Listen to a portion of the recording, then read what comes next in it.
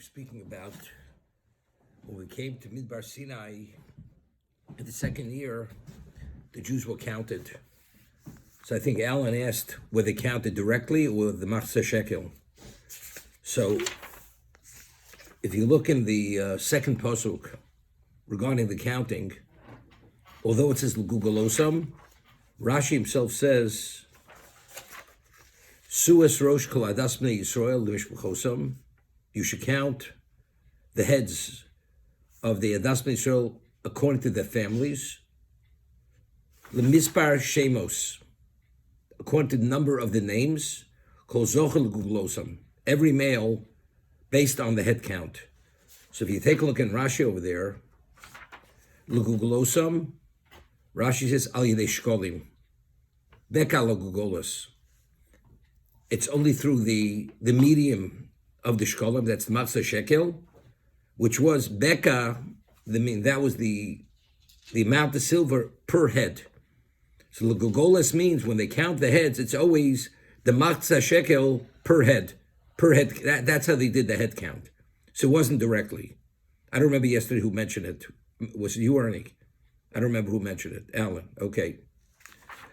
So again, when you count Jews, they're not counted directly, but even when you count them, it's only appropriate to count them if it's for a purpose. And not a purpose, you're not permitted to count them. So over here, the Sefarno says something very interesting. You know, the Gemara tells us in Brochos that what lies within a name. Well, so the Gemara tells us, based on the Pasuk, it says, the saying Shamus Ba'oretz, there will be desolation in the land. So the Gemara says it should not be read Shamus, but rather Shemos. You will establish names in the land. And the Gemara uses the term Shmo Kagorim, that one's destiny lies in one's name. Whatever name that you give your child, one's destiny lies in that child, the destiny of that person. For instance, Rus, who is the grandmother of David HaMelech, what lies with the name Rus? That you will merit a grandson who will be Merave HaKodesh Baruch Hu V'Sirish B'Sish Bachos, who will sate God with song and praise. So within the name Rus, already alluded, was an allusion that she will have the special descendant. That was part of her destiny. And every person within his name lies his destiny. That's the reason why by a male, one does not make the name of the child public knowledge until the foreskin is removed from the child, until after the bris. That since the foreskin represents the evil of the Eitz Hadas, it's only once the foreskin is removed. We don't want that destiny anyway to be associated with that state which represents the evil of the Eitz Hadas. It's only after the correction is made to give the child relevance to his potential, only then do you call the child by the name which the parents chose to call that child. That's the reason why a girl does make a difference. What are you naming your daughter? Even before the father gets the aliyah, the Torah, to name the child, one could reveal the name. But regarding a male child, the name should not be made known until after the birth, but it's for this reason. Because the destiny of the child lies within the name, and we don't want that destiny to be associated whatsoever with what that foreskin represents. Okay? Now, the Or Chaim says in a number of places that although today we don't have prophecy and people are not endowed with Ruach HaKodesh, with divine inspiration, but every parent has relevance to it, because the reason why a parent chooses a name, because Hashem puts the name in a parent's head, that it should be the name, because that, in actuality, is the destiny of that child. Because if we say the name is the destiny, and that determines the destiny, whatever name you give that child, so how does the parent somehow always come up with the name, which somehow is in sync with the destiny of the child? So the Or Chaim says a number of locations, not here, that Hashem puts that name in their head, that they choose that name, and that name is paired with the destiny of whatever that child is meant to be. Okay? And therefore the Gemara tells us in Yuma that based on a pasuk in Mishlei, where Mishlei says, Shlomo says, Shem Yusham Yirkov, the name of the evil should rot. Therefore, Chas v'sholom, a person should not name his child after a Rasha. That since the name of an evil person is a representation of evil, therefore that somehow will bring about not a good ending to that child. Either it will interfere or disrupt or impede that child from achieving his destiny, or it will lead to something very not good, something bad. Therefore, a person should not name his child a name which represents somebody who is evil for that reason. The Gemara gives an example of somebody did, and ultimately when the Beis Hamikdash was destroyed, this mother ended up eating her own child in a state of starvation. That's the Gemara in Yuma. But so over here, so the concept of name, what is a name? A name has relevance to identify the dimension of that person. So over here, the Sephardo makes a point. Over here, the mitzvah was to count them, the mispar shemos. When each person was counted, he was also identified by name. Later, after 40 years, when the Jews were counted, before they went to Eretz Yisrael, they were not counted by name. They were only counted by number. So the Sephardo makes a point. Why now is it b'mispar shemos? And before we went to Eretz Yisrael, it was no longer b'mispar shemos. It was only b'mispar, the number. We had to know the number, but to identify the number with the name of each individual, not. So if you look at the Sephardo, over here he makes a point. Ki hoyos kol echad meos hador nechshav bishmo hamor el tzuros ishiyus. Because at this point, these people stood at Sinai. They weren't ordinary people. Although they failed with the Meraglim, but factually each of them had a dimension of representation, of individuality. Therefore, each one was identified by name. It wasn't only by number. Lamalosam, because of their level of distinction. Al derech, as it says, ve'edoch b'shem, I will know you by name. Lo kain kor lador boyoretz, which was not the case the generation that went into Eretz Yisrael. 40 years later, ubechelo nimnu b'mispar shem. So there you don't find they were counted by number and name.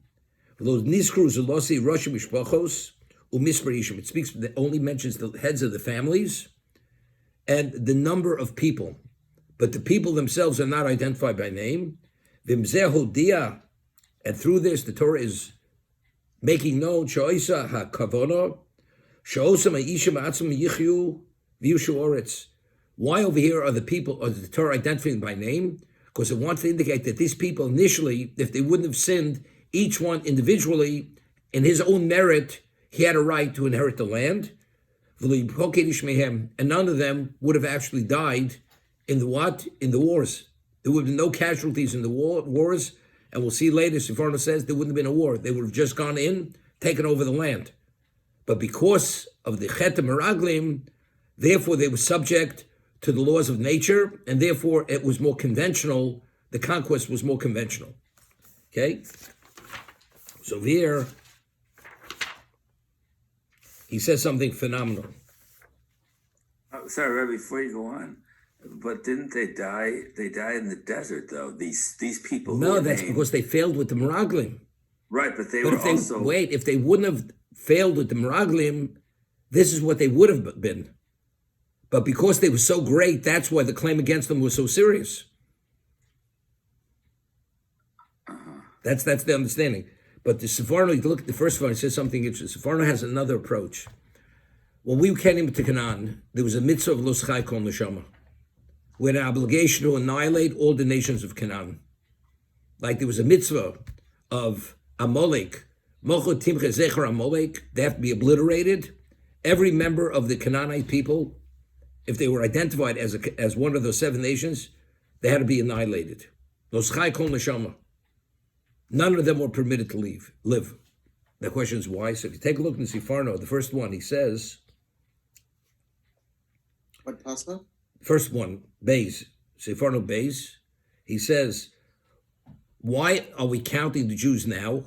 Why are they counted now? And now, if not, we were meant to go into Eretz Yisrael immediately. So he says, L'sadrom shikon shel miyad, to set up the order with the Golim, the various tribes, and so on and so forth. Ishal diglo, bilti mulchama, to go in without engaging in conventional warfare. Elayifnu akran miponeo, the Canaan would have, when the Jews came, they would have picked up and vacated the land. They would have left.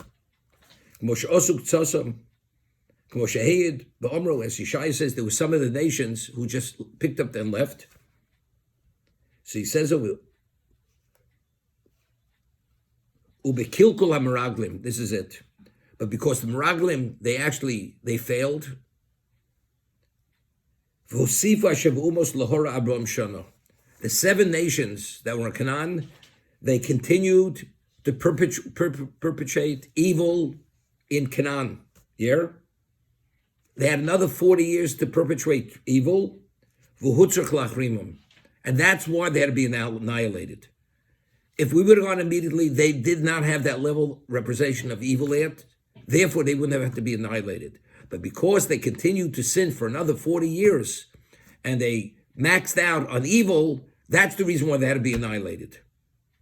And therefore, there's a mitzvah of Los Chai Kol Neshama. You cannot leave any of them alive. So, the Sefer is saying something very novel. The mitzvah of Los Chai Kol Neshama wouldn't have been in effect if the Jews would have gone in immediately. It was only in place because we failed and they continued to sin another 40 years. Therefore, they had to be annihilated. Now, let's understand something. We know everything was given at Sinai. So it says, like we had at the beginning of Bahar, just as Shemitah, all the details were given at Sinai, so everything, the same thing is true regarding all the mitzvahs were given at Sinai. If one of the mitzvahs, there's a negative commandment, Los Chai Kol Neshama, you cannot allow any of the members of the Canaanite nation to remain alive, you have to annihilate them. It means that wasn't given at Sinai. According to what Sifarno says, this mitzvah is rooted, because since the 7 nations remained there in the 40-year period and they reached the certain level of sin in Canaan, therefore that's why they had to be annihilated. So at Sinai, that was pre that. See, that mitzvah of Los Chai Kol Neshama wasn't given at Sinai. I mean, the way the Sifarno is learning, and you'll see later, due to other sins, there's certain laws pertaining to korbanos. There were other aspects of the korban were added because the Jews continued to fail. And therefore, other mitzvahs, other aspects were added to the korbanos. What about Sinai? Everything was given at Sinai. So I think it's true. The reason why there's a halacha, the law of Los Chai Kol Neshama, is because they remained another 40 years in the Midbar. When God gave the Torah at Sinai, of course, God foresaw what's eventually going to happen. So at Sinai, there was a mitzvah of Los Chai Kol Neshama. You have to annihilate, but the question is why? Even though it was given pre, the Jews didn't understand why yet. When they come, they have to annihilate them. They didn't realize they're going to sin, and therefore they're going to be waylaid in the desert for 40 years, and therefore the Canaanim are going to spend for another 40 years in Canaan.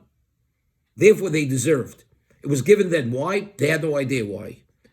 Factually, in the reality, why is exactly what the Sifarnos is saying. And the same thing regarding every juncture where we failed and we needed another level of correction. The laws changed, but those laws were given at Sinai already. We didn't realize what the basis for those laws were. It was to compensate for our regression in spirituality, which had to be compensated. That's the only way to learn it. Because otherwise, if everything was given at Sinai, what do you mean later? Because they did this, therefore, the law of annihilation came about then. That's why. No. That's the reason why. But factually, it was already given at Sinai. We didn't understand why it was given at Sinai. Later, we realized that's why it was given at Sinai, because ultimately we failed. Go back to the original point about at this juncture, they're counted by name, but when they enter Israel, they're not. This generation die out? This generation all died out. They all died out in the desert over the 40-year period. So is the subsequent generation being indicted? They were a lesser level. They were a lesser level. They were the ones who were less than 20 years old. As a result of that, they weren't within the decree to die over that 40-year period. I understand that, but they had not attained the level that would warrant them being counted by name. No, they weren't. They didn't have that dimension of person.